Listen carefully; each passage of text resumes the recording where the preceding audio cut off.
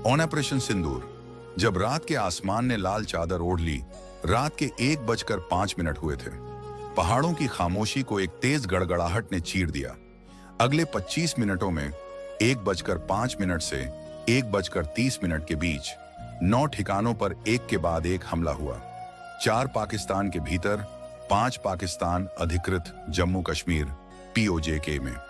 सिर्फ समय ही नहीं रुका था उस रात, पूरा उत्तर भारत सांस रोके बैठा था।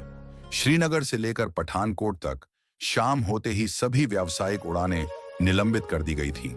यह आम सूचना नहीं थी, यह इशारा था उन लोगों के लिए जो जानते थे कि कुछ बड़ा होने वाला है। रनवे पर इस बार न तो बोइंग थे न एयरबस, वहां थे सुखोई और मिराज, तैयार, सशस्त्र, एक आदेश की प्रतीक्षा में। आदेश मिला 00:47 पर, ऑपरेशन सिंदूर। नाम में ही सब कुछ कह दिया गया था। सिंदूर, जो भारतीय नारी की मांग में सजता है, प्रेम, समर्पण और कई बार विरह और बलिदान का प्रतीक। यह बदले का नहीं, दृढ़ संकल्प का नाम था। दिल्ली में प्रधानमंत्री और शीर्ष सैन्य अधिकारी ऑपरेशन की लाइव फीड देख रहे थे।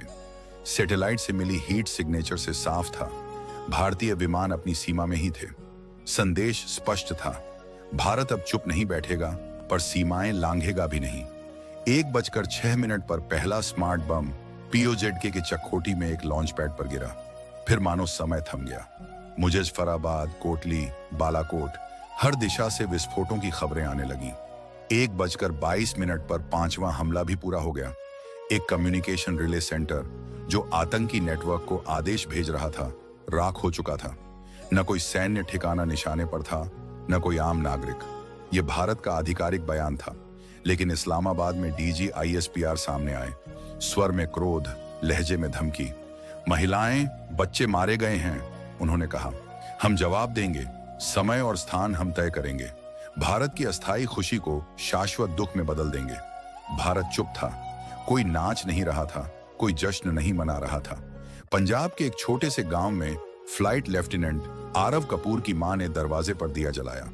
उन्हें सिर्फ एक मैसेज मिला था, आपका बेटा आज रात देश के लिए गर्व बना है।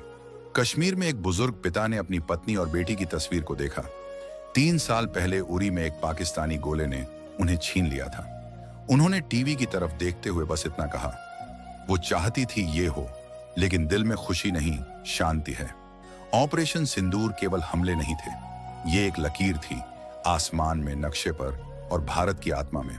और वहीं बर्फ से ढके पीर पंजाल के ऊपर से भारतीय लड़ाकू विमान चुपचाप वापस लौट रहे थे, जैसे रात की छाया में घुलते हुए साए।